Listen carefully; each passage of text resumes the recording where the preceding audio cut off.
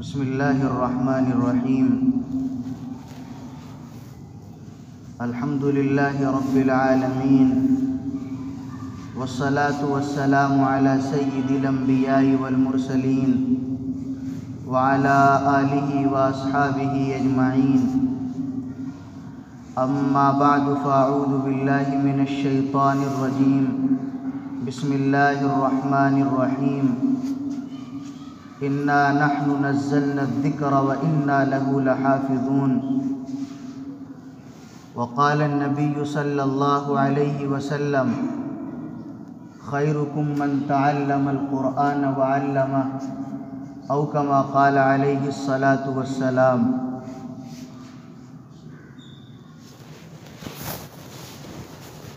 محترم بزرگوں، نوجوان ساتھیوں، کتابوں میں سب سے اعلیٰ کتاب، کلاموں میں سب سے اعلیٰ کلام، آخری پیغمبر پر نازل ہونے والی کتاب، کتابوں میں سب سے زیادہ باعظمت، سب سے زیادہ مقدس و محترم اور سب سے زیادہ اللہ کے یہاں مقبول، اللہ کا آخری پیغام قرآن کریم ہے۔ قرآن دستور حیات ہے، قرآن اللہ کا نازل کردہ ابدی پیغام ہے جو زمانے نزول سے لے کر کے قیامت تک ساری انسانیت کی ہدایت کے لیے کافی ہے۔ نبی کریم علیہ السلام نے اپنے صحابہ کو قرآن کی تعلیم دی اور مکۃ المکرمہ کی پرخطر اور مشقتوں اور مصیبتوں سے پر زندگی میں بھی نبی کریم علیہ السلام نے حضرت سیدنا ارقم ابن ارقم کو ان کے گھر کو تعلیم گاہ قرار دیا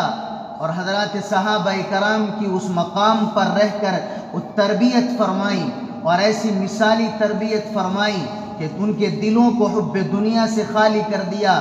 اور ایسے قلوب کو مجلہ اور مصفہ کر دیا کہ نبی کریم علیہ السلام اپنے صحابہ کا واسطہ دے کر اپنے اللہ سے دعائیں مانگا کرتے تھے۔ ایسی تربیت فرمائی تھی حضرات صحابہ کی۔ نبی کریم علیہ السلام نے اس کے بعد مکہ مکرمہ سے ہجرت کر کے مدینہ منورہ تشریف لے جانے کے بعد آپ نے مستقل مسجد نبوی کے ہونے کے باوجود اور دیگر مدینہ شریف میں مسجدوں کے ہونے کے باوجود حضرات صحابہ کی تعلیم کے لیے ایک مستقل جگہ کا انتظام کیا۔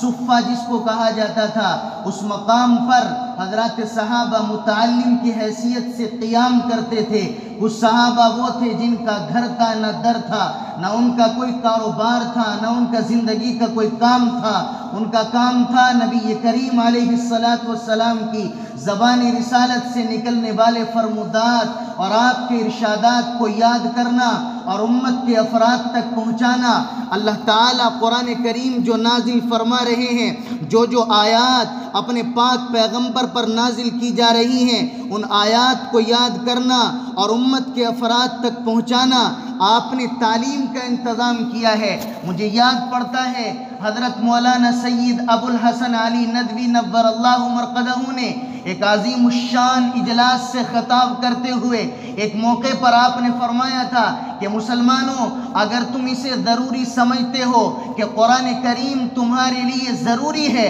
اور قرآن سے چمٹنا اور قرآن کو اپنی زندگی کا دستور اور نظام حیات بنانا تمہارے لیے ضروری ہے اور قرآن کا پیش کردہ معاشی اور معاشرتی نظام تمہارے لیے ضروری ہے، قرآن سے الگ ہوئے بغیر ہمارا دین بھی کامل نہیں ہو سکتا، ہماری دنیا بھی کامیاب نہیں بن سکتی۔ تو یاد رکھو مسلمانوں، پھر تمہارے لیے وہ مقامات بھی اسی طرح ضروری ہیں کہ جہاں قرآن سیکھا اور سکھایا جاتا ہے، جہاں قرآن پڑھا اور پڑھایا جاتا ہے۔ مدارس دینیہ اور مکاتب دینیہ اور دارالعلوم اور دنیا بھر میں جہاں بھی قرآن کی تعلیم اور تعلم کے ادارے قائم ہیں، قرآن کے ساتھ ساتھ قرآن کریم کو سیکھنے اور سکھانے کے لیے جن جگہوں کا انتخاب کیا گیا ہے اور جن کو کسی فیکٹری کا اور جن کو کسی کمپنی کا نام نہیں دیا گیا، ان کو ایک نام دیا گیا مدرسے کا، اور جس کا رابطہ اور جس کی بنیاد اور جس کی اصل اور جس کی جڑ کسی انسان کے نہیں بلکہ نبی کریم علیہ السلام کے ہاتھوں افضل البشر، سید الکائنات، سید الاولیاء اور سید الانبیاء اور سید الاولین والآخرین کے ذریعے، آپ کے دست مبارک کے ذریعے جو مدرسہ قائم کیا گیا صفہ کا، جس کے شاگرد ابو ہریرہ، جس کے طالب علم حضرات صحابہ کرام رضی اللہ عنہم اجمعین،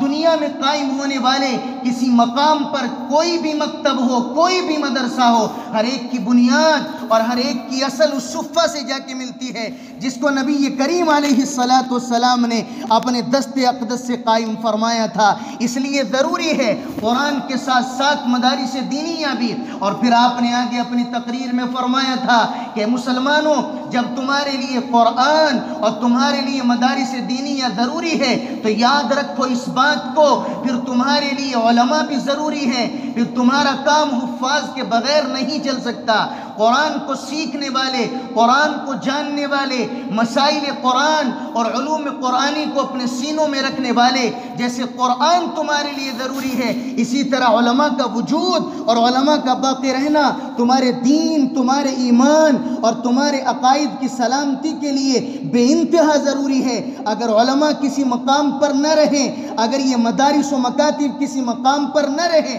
اگر قرآن کو جاننے والے، اگر قرآن کے علم کو اپنے سینے میں رکھنے والے کسی علاقے سے ختم ہو جائیں، پھر وہاں جہالت کے ڈیرے آتے ہیں، پھر وہاں شیطان اپنے اڈے جماتا ہے، پھر وہاں بے حیائی کے، پھر وہاں جہالت کے، پھر وہاں بے پردگی کے، پھر وہاں فحاشی کے، پھر وہاں قرآن سے دشمنی رکھنے والوں کا وجود ہوتا ہے اور وہ لوگ پیدا ہوتے ہیں۔ اس لیے ضروری ہے کہ مدارس دینیہ، نبی کریم علیہ السلام نے جو صفہ قائم فرمایا تھا، وہ مدینہ سے نکل کر ایک وقت آیا کہ علم کا مرکز مصر بنا دیا گیا، اور جامعہ ازہر مصر کو قائم کر کے پوری دنیا میں اللہ اور اس کے رسول کے پیغام کو پہنچانے کا اور تبلیغ کا ایک بہت مؤثر اور بہت مضبوط ذریعہ قائم کیا گیا۔ ایک عرصے تک جامعہ ازہر مصر وہ پوری دنیا علم کا مرکز رہا، ساری دنیا کے چھوٹے بڑے علماء اس مقام سے استفادہ کیا کرتے تھے۔ ایک مقام آیا، ایک وقت آیا کہ وہاں سے بھی علم کا مرکز منتقل ہوا، اور پھر دوبارہ مکہ مکرمہ پہنچا، جامعہ ام القریٰ کے نام سے ایک عظیم ادارہ قائم کیا گیا، جہاں سے ساری دنیا کے مسلمانوں کی دینی ضرورت کو پورا کیا گیا، وہاں سے بھی علم منتقل ہوا۔ ایک مقام آیا اور ایک وقت آیا کہ پھر علم سمرقند و بخارا، تاشقند اور نیشا پور منتقل ہوا، اور ایک وقت تک وہاں علم کا مرکز قائم رہا، جہاں امام بخاری پیدا ہوئے، جہاں امام مسلم رحمت اللہ علیہ پیدا ہوئے،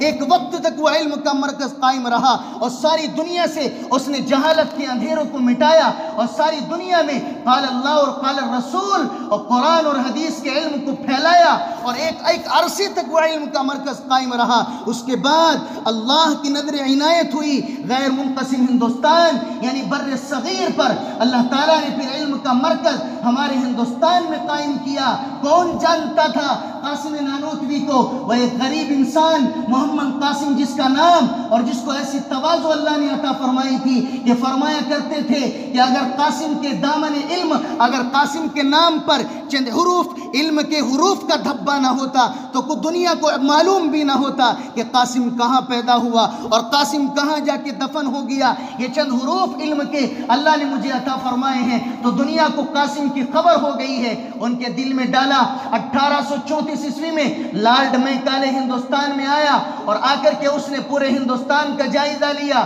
اور ہندی مسلمانوں کو اس نے یہ سمجھا کہ 800 سال کے قریب تقریباً مسلمانوں کی یہاں حکومت رہی، اور دلی کو اللہ تعالیٰ نے علم کا مرکز بنایا۔ اس کے بعد لارڈ میکالے نے آ کر کے چاہا کہ جیسے ہم نے ترکی سے اور جیسے ہم نے اور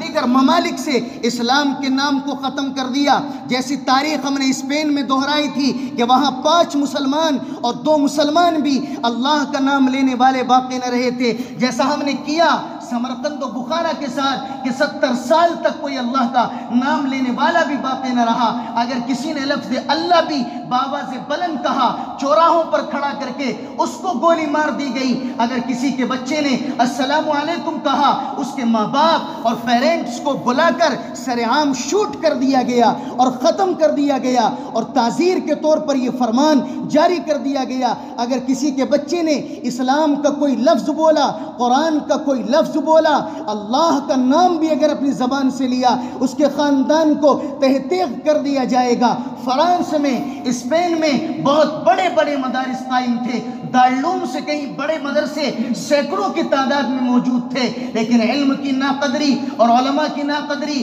اور جب عوام کا علماء سے اعتماد اٹھا، پھر وہ دن بھی آیا کہ برسہ برس گزر گئے، کوئی اسلام کا نام لینے والا تو کجا، اللہ کا نام لینے والا بھی باقی نہ رہا۔ 1834 عیسوی میں لارڈ میکالے نے آ کر یہاں کہا تھا، ہم وہی سب کچھ کر دیں گے، یہاں نام کے مسلمان باقی رہیں گے، لیکن اپنے ذہن کے اعتبار سے، اپنی فکر کے اعتبار سے، اپنی تہذیب کے اعتبار سے، اپنے تمدن کے اعتبار سے ان کو انگریزی بنا دیا جائے گا۔ سن 1857 عیسوی کی جنگ آزادی کے بعد، جس میں مسلمانوں کو ظاہری طور سے شکست ہوئی، اس کے بعد ہمارے اکابرین نے، اللہ والوں نے، خدا رسیدہ بزرگوں نے سر جوڑ کر یہ فیصلہ کیا، اگر ہندوستان میں اسلام کی بقا اور دین کی بقا اور مسلمانوں کا باقی رہنا تمہیں منظور ہے، تو پھر کوئی ایسا انتظام کرو کہ یہاں سے مسلمانوں کا نام و نشان کبھی ختم نہ ہو۔ اس لیے 1866 عیسوی میں دارالعلوم دیوبند کی بنیاد ڈالی گئی۔ وہ دارالعلوم دیوبند جس نے اپنے زمانے قیام سے لے کر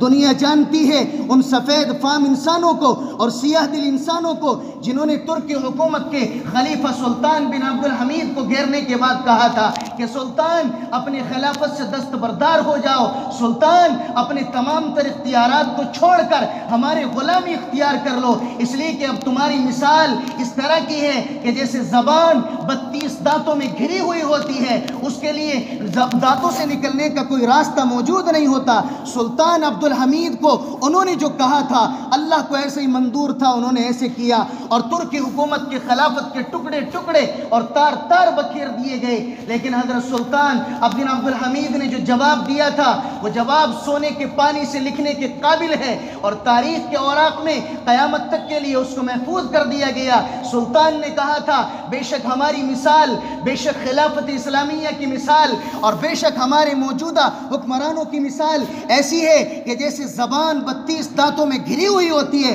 لیکن سفید فام انسانوں، وطن کے غداروں اور اسلام کے دشمنوں، یاد رکھنا دنیا جانتی ہے، اور ساری دنیا کا باشعور دنیا میں پیدا ہونے والا بالغ باشعور انسان بلکہ ہر عاقل بالغ جانتا ہے کہ دیکھنا ایک زبان جو 32 دانتوں میں گھری ہوئی ہوتی ہے، 32 کے 32 دانت ایک وقت آتا ہے کہ گر جاتے ہیں، زبان اپنی جگہ پر قرار رہتی ہے۔ لارڈ میکالے نے یہی کچھ یہاں بھی اپنانا چاہا تھا، لیکن قاسم نانوتوی کا لگایا ہوا دارالعلوم دیوبند کا پودا، اس سے ایسے علماء پیدا ہوئے، ایسے مصلحین پیدا ہوئے، ایسے مجددین پیدا ہوئے، وہ بوریا نشین فقیر جنہوں نے ان سفید فام انگریزوں کی آنکھوں میں آ کے ڈال کر کہا قال اللہ اور قال الرسول یہاں قیامت تک کے لیے باقی رہنا، اور ہندوستان میں علم کا اور اسلام کا اور ایمان کا اور مسلمانوں کا باقی رہنا اللہ کا فیصلہ ہے، جس کو کسی اپنے عظیم پروگرام میں حضرت مولانا سید ابوالحسن علی ندوی نور اللہ مرقدہ نے کہا تھا کہ ہندوستان کی فرقہ پرست تنظیمیں اسلام اور مسلمانوں کے دشمن یہ بات کان کھول کر سنیں اور نوٹ کریں، ہندوستان میں اسلام کا آنا اور مسلمانوں کا آنا اور ایمان کا آنا اللہ کے ارادے سے ہے۔ دنیا کی کوئی طاقت، دنیا کا کوئی اسلام دشمن ملک اور دنیا کے اسلام دشمن حکمراں اگر چاہے کہ اس ہندوستان سے اسلام کو ختم کر دیا جائے اور مسلمانوں کا اور قرآن کا نام مٹا دیا جائے گا، یہ ان کا خام خیال ہے، یہ ان کی کم عقلی ہے، یہ ان کی عقلوں پر پردہ پڑا ہونے کی واضح مثال ہے۔ دنیا جانتی ہے کہ یہاں سے حکومت انگریز کو اپنا بوریا بستر لپیٹنے پر مجبور ہو کر بھاگنا پڑا یہاں سے، آج بھی اسلام کا نام باقی ہے، اور انشاءاللہ حضرت شیخ الاسلام مولانا سید حسین احمد صاحب مدنی نور اللہ مرقدہ نے فرمایا تھا ہندوستان میں مسلمانوں کا وجود اپنے اختیار سے ہے، اللہ کے ارادے سے ہے، ہم نے ہندوستان کو اپنا وطن مجبوراً نہیں بنایا، اختیار سے بنایا ہے۔ دنیا کی کوئی طاقت یہاں سے اللہ کے ارادے کے بغیر ہندوستان سے مسلمانوں کو نہیں نکال سکتی ہے۔ ہم ہندوستان میں رہیں گے پورے مسلمان بن کر، قرآن کے احکام پر عمل کر کے، دینی تقاضوں پر عمل کر کے، اور اگر ہمیں کوئی قرآن کے احکام سے ہٹائے گا، اگر کوئی ہمیں اسلام کے تقاضوں سے برگشتہ کرنے کی کوشش کرے گا، تو ہمارے لیے اس سے بہتر ہوگا کہ ہم پیوند خاک ہو جائیں، ہم جام شہادت نوش کر لیں۔ اس سے بہتر ہمارے لیے کچھ نہیں ہوگا۔ اس لیے ضروری ہے مدارس کے ساتھ وابستگی، مکاتب کے ساتھ وابستگی، وگرنہ اگر یہ مدارس نہ ہو، اگر یہ مکاتب نہ ہو، اگر یہ خانقاہیں نہ ہو، مسجد میں نماز پڑھنا بھی اسی وقت صحیح ہو سکتا ہے جب مدرسوں میں نماز رہ کے سیکھی ہو، اعتکاف اسی وقت صحیح ہو سکتا ہے جب مدرسوں کی چہار دیواری میں جا کے اعتکاف سیکھا ہو۔ یہاں جمعے کے فضائل بیان کرنا اور جمعے کو منعقد کرنا اسی وقت درست ہو سکتا ہے جبکہ جمعے کے مسائل اور جمعے کے فضائل اور جمعے کا طریقہ وہ جانتا ہو۔ عیدین کا قیام اسی وقت صحیح ہو سکتا ہے جب مدرسوں میں رہ کے عیدین کے مسائل اور فضائل کو سیکھا ہو۔ اس لیے ضروری ہے مساجد اور مدارس، اور مساجد بھی مدارس سے وابستہ ہے۔ اگر اللہ 1000 بار نہ کرے اور 1000 بار نہ کرے مدارس پر کوئی آنچ آئی تو اس صورت میں مساجد بھی محفوظ نہیں رہے گی، بلکہ ایک قدم آگے بڑھا کر کہنے کی اجازت دیجیے گا، ہندوستان میں اور دیگر تمام ملکوں میں اسلام کے تحفظ اور بقا کے لیے جس قدر تحریکیں اور تنظیمیں کام کر رہی ہیں، ان سب کا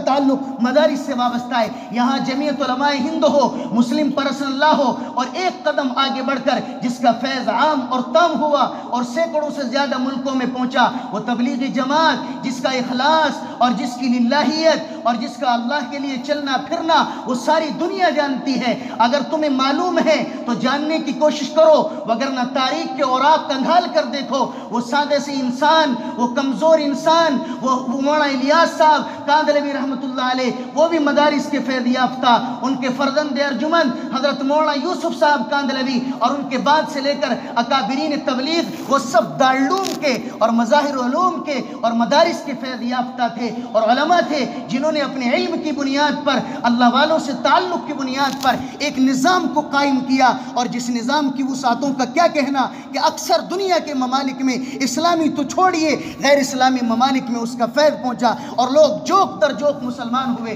اللہ کے واسطے ان مدارس کی قدر کیجئے، ان کا تعاون کیجئے، ان کے شانہ بشانہ کھڑے ہو جائیے، علماء کے کندھے سے کندھا ملائیے، برائی نہ کیجئے۔ برائی کرنا مدارس کی، مکاتب کی، علماء کی، ائمہ کی 2 منٹ تاخیر ہونے والے اگر کوئی لوگ امام کو ڈانٹتے ہیں، وہ اپنی خباثت کا پتہ دیتے ہیں، وہ سود خور، وہ رشوت خور، وہ حرام کی کھانے والے اور وہ دیگر اس طرح کی بری بری باتوں میں اپنے ذہنوں میں خباثت رکھنے والے، جس کا ذہن صاف ہوتا ہے، جو حلال کی کمائی پر پلتا ہے، جس کے وجود میں اللہ اور اس کا رسول کا خوف ہوتا ہے، وہ کبھی عالم کو برا نہیں کہتا، وہ کبھی مدارس کو برا نہیں کہتا، وہ کبھی امام کو چپڑاسی سمجھ کے ڈانٹتا نہیں ہے۔ اگر وہ کسی عالم کو برا کہہ رہا ہے، سمجھ لو اس کے دل میں خباثت ہے، اس کے باطن میں خباثت ہے، اس کے دل کے اندر چور بھرا ہوا ہے جو اس کو اللہ اور اس کے رسول اور اس کے ماننے والے اور اس کے وارثین کے ساتھ عداوت اور دشمنی پر آمادہ کر رہا ہے۔ اللہ کے واسطے RS نے ایک وفد بھیجا تھا اسپین،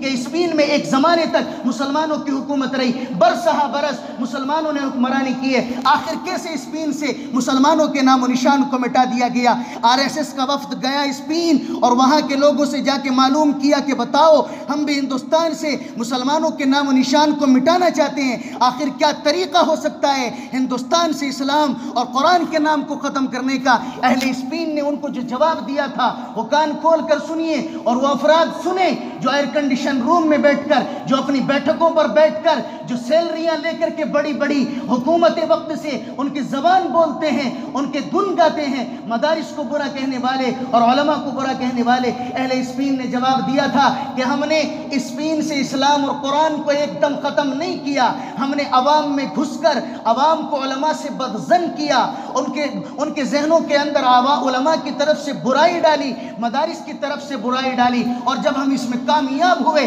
تو ہم نے اٹھا کر کے ایک جھاڑو سے پورے اسلام کو اور قرآن کو صاف کر دیا۔ اس انداز پر ہم نے اسپین سے اسلام اور مسلمانوں کا نام ختم کیا ہے۔ اللہ کے واسطے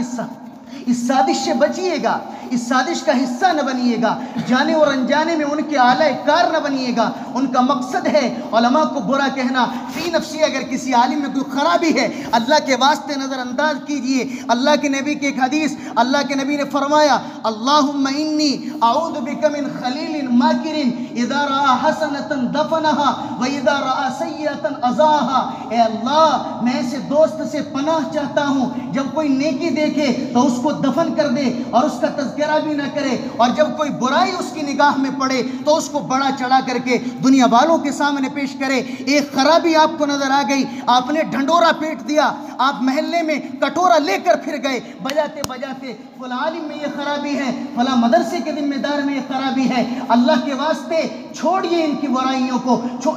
ہر ایک کے اندر نہیں ہوتی، لیکن اگر کسی کے اندر ہو، حضرت مولانا سید محمد یوسف بن نوری رحمۃ اللہ علیہ فرمایا کرتے تھے اگر کوئی بکری کا دودھ پینا چاہتا ہے اس کی مینگنیاں بھی اٹھانی پڑے گی، اگر کوئی بھینس کا دودھ استعمال کرنا چاہتا ہے اس کا گوبر بھی اٹھانا پڑے گا۔ اسی لیے علماء کی اچھائیوں سے، علماء کی بہترین اوصاف اور صفات سے اگر استفادہ کر رہے ہو تو ان کی کمزوریوں اور کوتاہیوں کو برداشت کیا دوسرے لوگ قبول کرنے کے لیے آئیں گے، آپ ہی کو برداشت کرنا پڑے گا۔ انبیاء معصوم ہوتے ہیں، انبیاء کے سوا صحابہ بھی معصوم نہیں ہوتے، اگرچہ وہ گناہوں سے محفوظ ہوتے ہیں۔ ایک عالم ہے، اللہ نے اس کو بڑا مقام دیا، وہ بے عمل ہے، وہ تب بھی عالم ہے اور نبی کا وارث ہے۔ اگر کوئی پہلوان مر جائے، اس کا بیٹا ماؤں سے معذور ہو، اس کا بیٹا آنکھوں سے نابینا ہو، کیا اس کو اس بنا پر وراثت سے محروم کر دیا جائے گا کہ تم تو آنکھوں سے نابینا ہو، تم تو پاؤں سے معذور ہو، تم اپنے باپ کے وارث نہیں بن سکتے؟ نہیں، ساری دنیا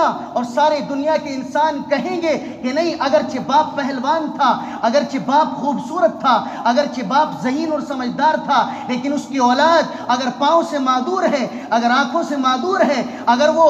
وہ اچھے اوصاف سے مزین نہیں ہے تو پڑوس کے کسی آدمی کو وارث نہیں بنایا جائے گا، اسی کو وارث بنایا جائے گا۔ اللہ کے نبی نے قیامت تک کے لیے ایک حدیث بیان فرمائی جس کی کوئی ایکسپائر ڈیٹ نہیں، العلماء ورثۃ الانبیاء، علماء انبیاء کے وارث ہیں، قیامت تک وارث رہیں گے، قیامت کی صبح تک وارث رہیں گے۔ یہ وراثت غیر عالم کی طرح منتقل نہیں ہو سکتی ہے۔ بہرحال تعاون کیجیے، اور ایک تعاون کی شکل یہ ہے کہ اپنے بچوں کو زیور علم سے آراستہ کیجیے، قرآن پڑھائیے گا، قرآن کا حافظ بنائیے گا۔ بے شک آپ ڈاکٹر بنائیں، بے شک آپ انجینئر بنائیں، لیکن کتنا حسین خوبصورت وہ منظر ہوگا جب آپ کا بیٹا ڈاکٹر بھی ہو، مرض کی تشخیص بھی کر رہا ہو، اور مریض کے ہاتھ پر اس نے اپنا ہاتھ رکھا ہوا بھی ہو، اس کا قلم پیپر پر چل بھی رہا ہو اور دوائی لکھ بھی رہا ہو، اور ساتھ ساتھ کہہ بھی رہا ہو کہ برائیاں اور بیماریاں صدقہ کرنے سے ٹل جاتی ہیں، جب وہ مرض کی تشخیص بھی کر رہا ہے، ساتھ ساتھ اللہ کے کلام کی تلاوت بھی کر رہا ہے،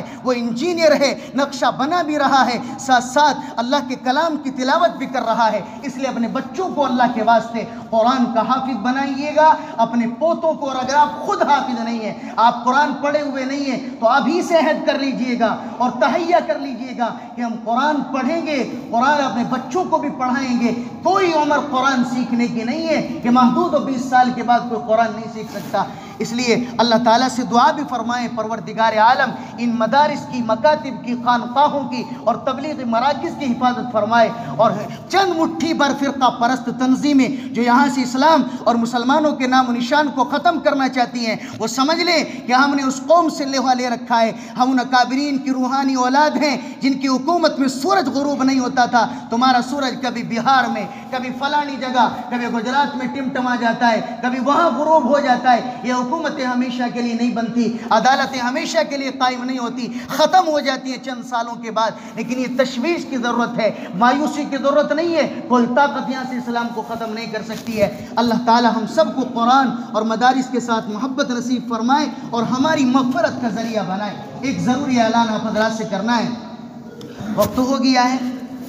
ہمارے جامعہ حسینیہ جو آپ ہی کا مدرسہ اور ادارہ ہے اور عظیم ادارہ ہے، اللہ تعالیٰ نے زمانے قیام سے لے کر اس کے کوکھ سے نکلنے والی علم کی نہروں کے ذریعے پورے علاقے کو سیراب کیا، اور دور دور تک اس کا فیض پہنچا، اور یہاں کے پڑے ہوئے دور دور پہنچنے کے بعد اللہ اور اس کے رسول کے